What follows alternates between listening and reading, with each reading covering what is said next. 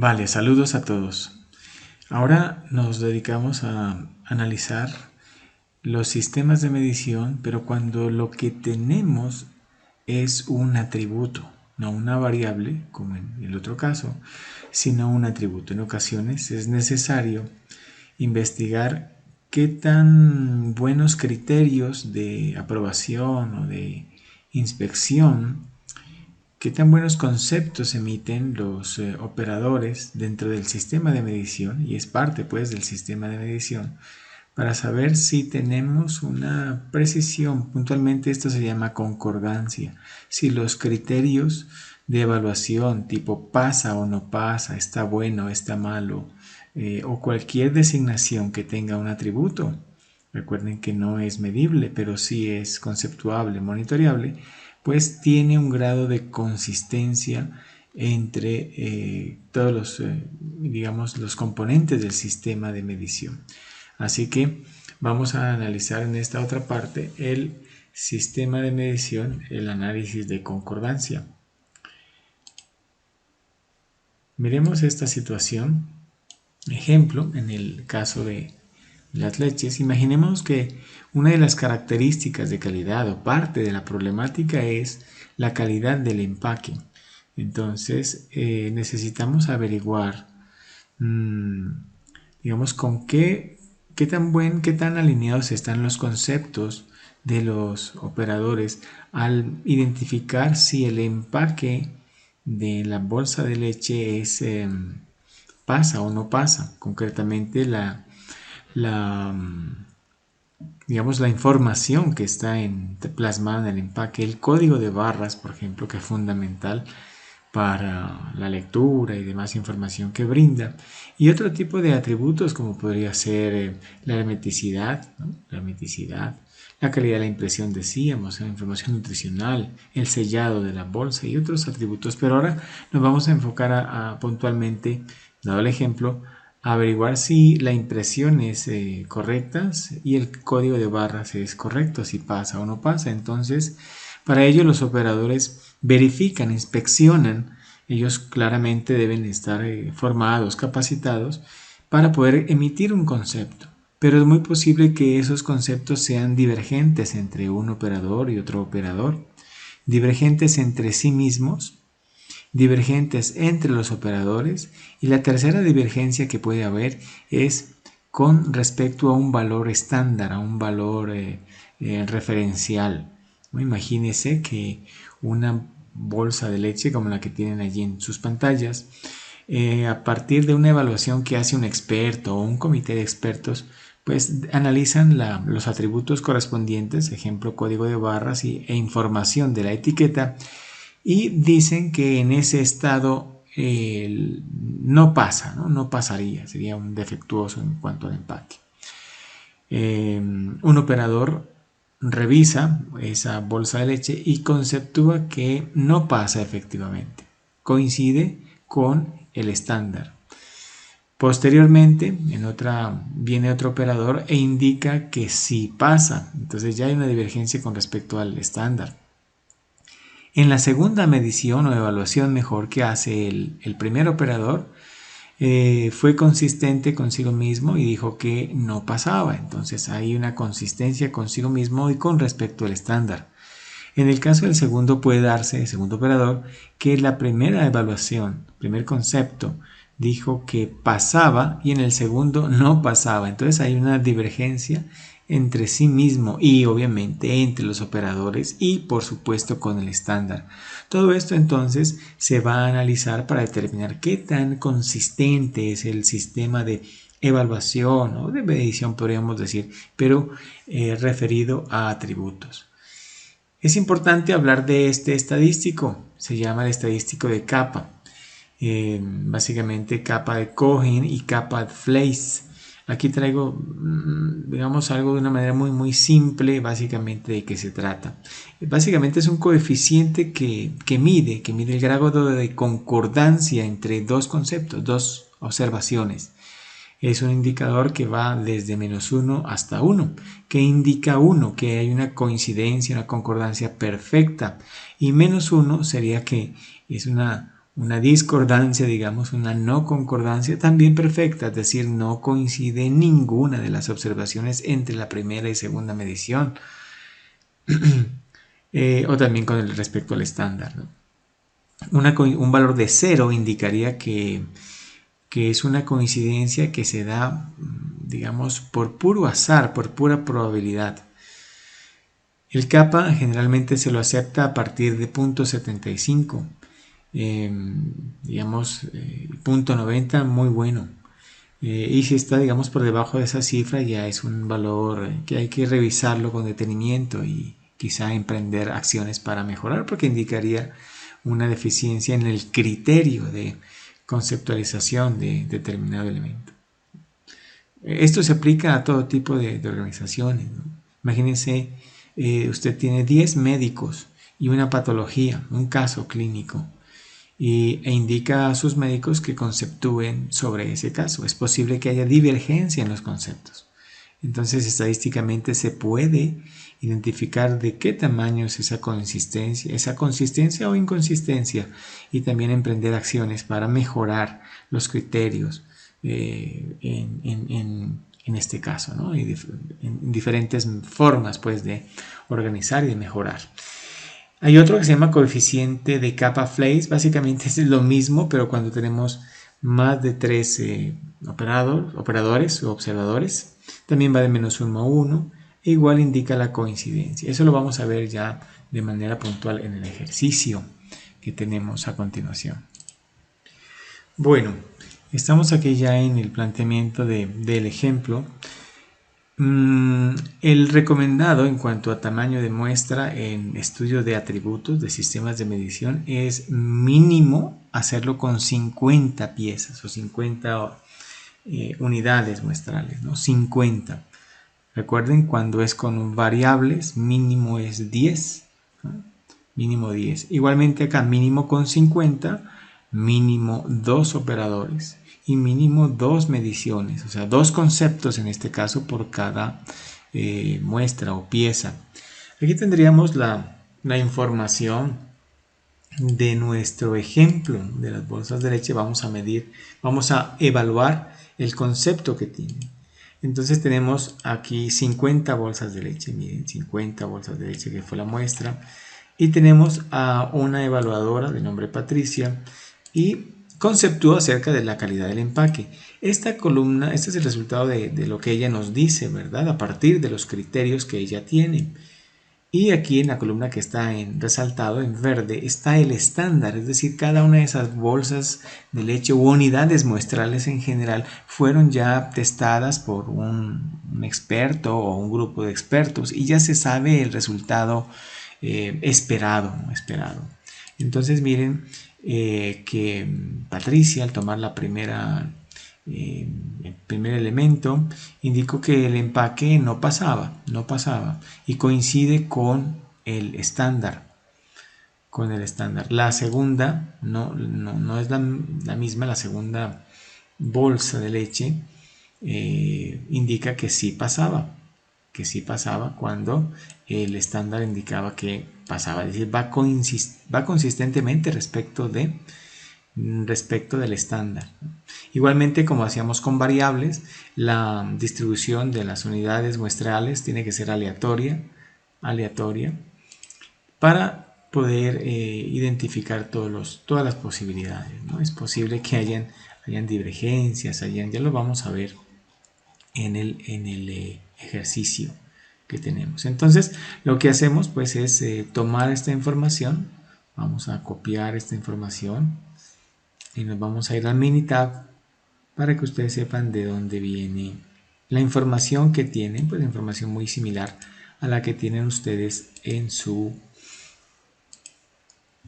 actividad. Entonces ahí hemos pegado la información, vamos por estadísticas, en estadísticas vamos también a herramientas de la calidad y aquí buscamos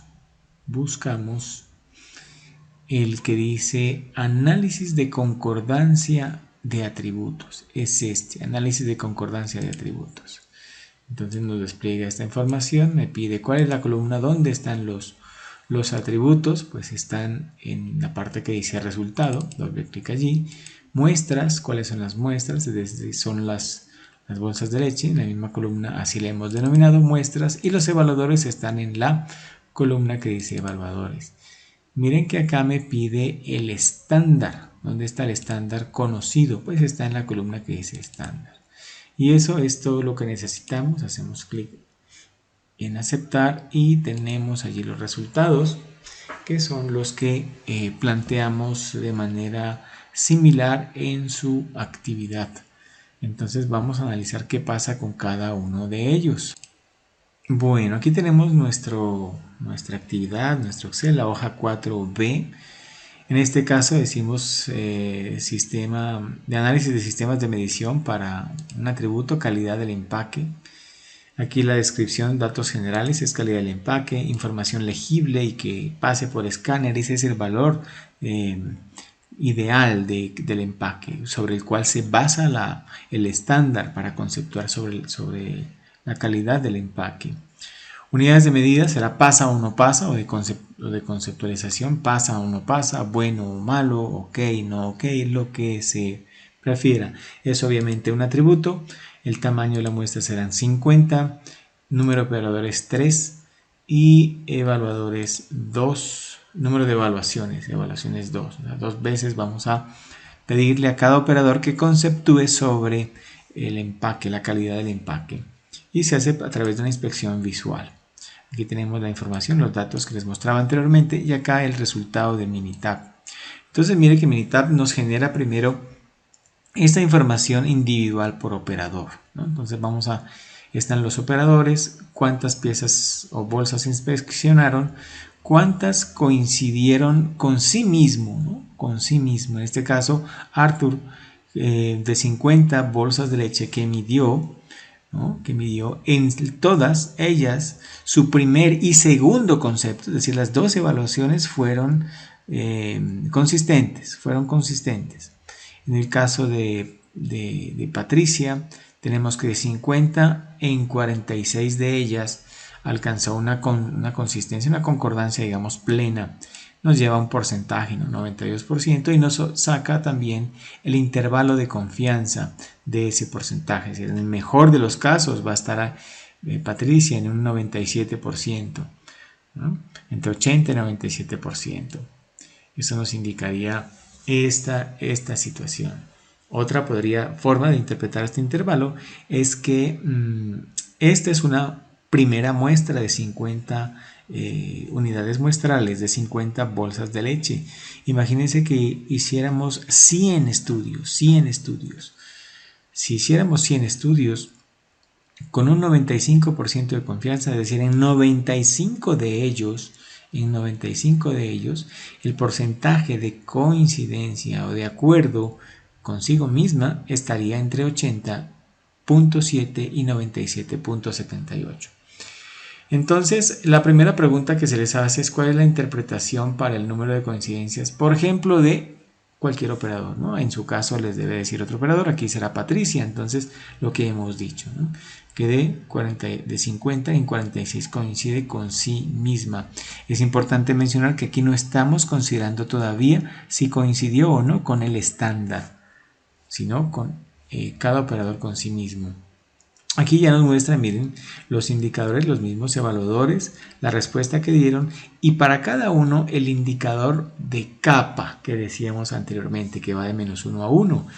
Y este indicador pues nos proporciona mayor precisión que simplemente una coincidencia porcentual como en la anterior tabla, porque si se dan cuenta ya nos desagrega la información entre cada una de las posibilidades o conceptos posibles de pasa o no pasa.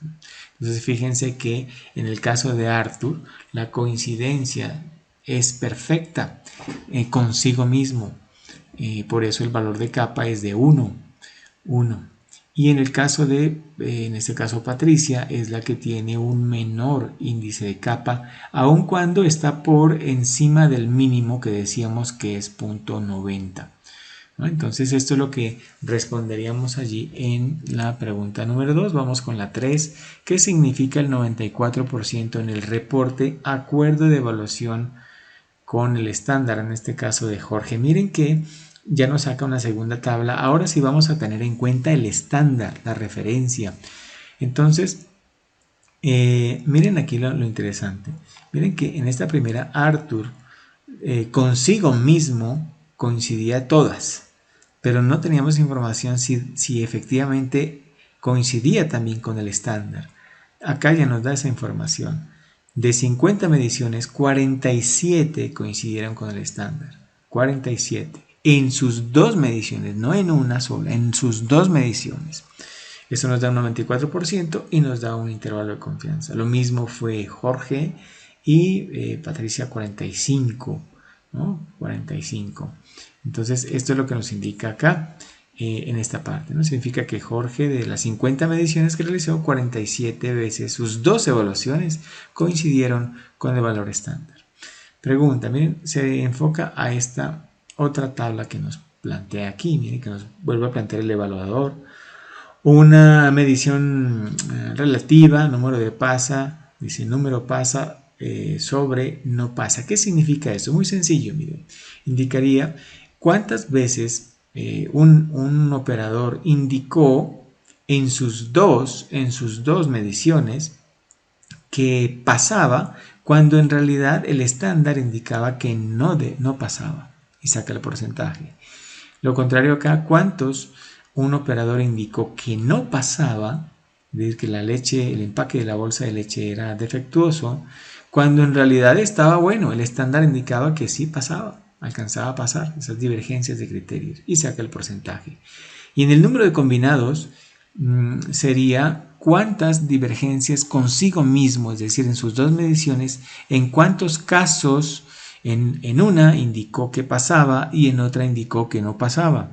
Y si hay esa divergencia, por lógica va a haber divergencia con respecto al estándar en una de ellas, ¿verdad? En una de las mediciones. Si en una dije que pasaba y coincidía con el estándar y en la siguiente dije no pasaba, pues esa ya no va a coincidir con el estándar. Eso es lo que indicaría allí esta parte. Por eso esta pregunta dice ¿qué representan los resultados de numeral pasa sobre no pasa y 2 numeral no pasa sobre pasa en el reporte? Esta tabla desagrega las discrepancias de cada operador respecto al estándar. En el caso de Jorge, veámoslo acá, miren, Jorge aquí está, tiene un caso, una discrepancia donde con respecto al estándar, ¿no? Él indicó en una vez que el empaque alcanzaba a pasar, pero realmente era defectuoso.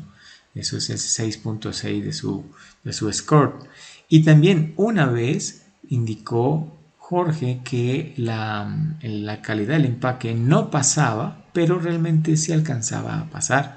Mire que Arthur tiene mayor divergencia, por eso se explica esta no consistencia perfecta respecto del estándar, ¿no?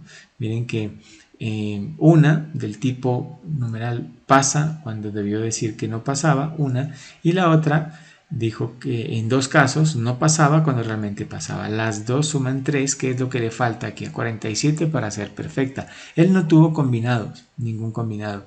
En cambio, Patricia tuvo 4 combinaciones, pero es decir, en cuatro mediciones, su primer concepto fue distinto del segundo concepto y por tanto diferente al estándar. Esto es lo que me indicaría allí la respuesta dada a la 4 y de una vez a la 5, ¿no? Que indica que significa el valor de 4 en el número de combinados en el caso de Patricia, ¿no? Entonces ya estaría allí. Igual aquí se deja la tablita que explica esa situación. 6. ¿Cuál es el evaluador con mejor exactitud respecto del estándar? Ahora del estándar tenemos que acudir a capa, ¿no? El mayor índice de capa, ¿no? En este caso el mayor índice de capa con respecto al estándar es de Jorge, ¿no? Con respecto al estándar es de Jorge. Mire que está empatado aquí en coincidencias, está empatado con Arthur. Pero decíamos que capa nos brinda mayor información. ¿Y por qué gana Jorge a Arthur? Aquí lo explicamos, aquí se explica, miren, porque Arthur tuvo mayores divergencias de tipo pasa, no pasa, ¿no? con respecto al estándar. En la tabla anterior tuvo 3, en cambio Jorge solo tuvo 2, solo tuvo 2 de ese tipo y un combinado, ¿no? Entonces eso penaliza de alguna manera el resultado final aquí. Entonces, en definitiva, es quien tenga mayor índice kappa, aunque todos tienen por encima de 0.75.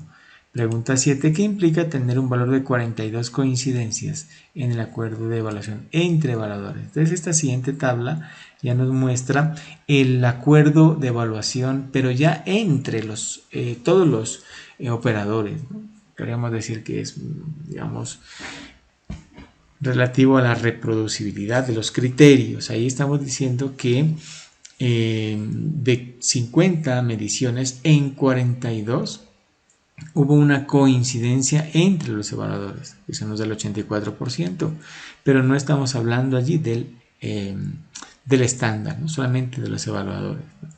Y en el kappa estamos hablando de un 0.849, que es un valor, pues bueno, es decir, hay un buen criterio por encima de 75, pero obviamente cabe la oportunidad de mejora. Pregunta 8, ¿qué implica tener 41 coincidencias ahora entre todos los evaluadores versus el estándar? Ahora ya sobre el estándar, entonces indicaría que de 50 todos los operadores, los 3 operadores, en 41 casos coincidieron entre ellos y también con el estándar, lo cual nos da un 82% y en el mejor de los casos estaría en un 91.4%.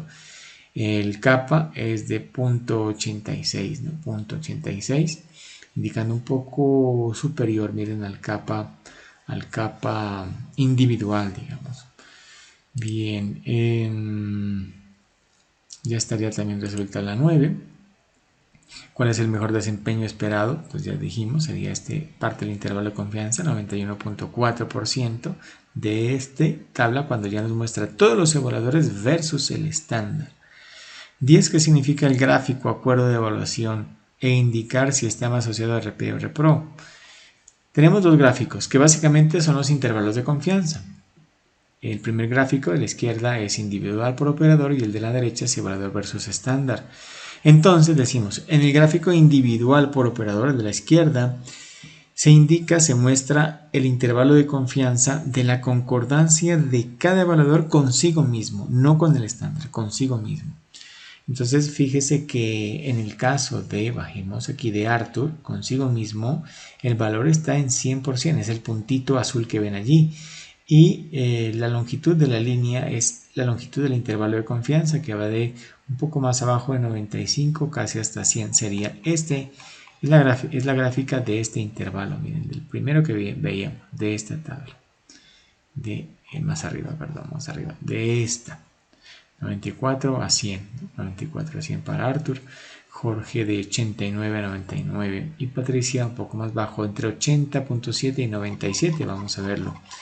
Entre 80.7 y 97 indicaría, miren, esta línea entre 80, más de 80 y 97, y su valor actual es un poco más de 92, ¿no? Digamos así, es lo que coincide ya con la tabla que veíamos. En cambio, el gráfico de la izquierda, de la derecha en sus pantallas ya nos muestra la concordancia con el estándar. Nuevamente, Patricia tiene un intervalo bastante mayor respecto a los demás. El valor actual también está muy por debajo, el punto azul, mírenlo, muy por debajo respecto al de los demás, ¿no? Jorge y Arthur están por el orden del 90 y un poco menos de 95, ¿verdad? Y escasamente Patricia en el 90, eso es lo que está aquí en estas tablas, miren. En estas tablas, la segunda que dice con el estándar, mira, 94, 94, 90, Patricia, ¿no? Y estas son las longitudes de los intervalos que ven allí. Revisando eso, entonces vemos que Patricia tiene la mayor oportunidad de mejora, ¿no? La mayor oportunidad de mejora para el tema del concepto, ¿no? Concepto de la calidad del empaque, es lo que mencionamos aquí y justificamos la razón por la cual Patricia tiene esa mayor oportunidad de mejora.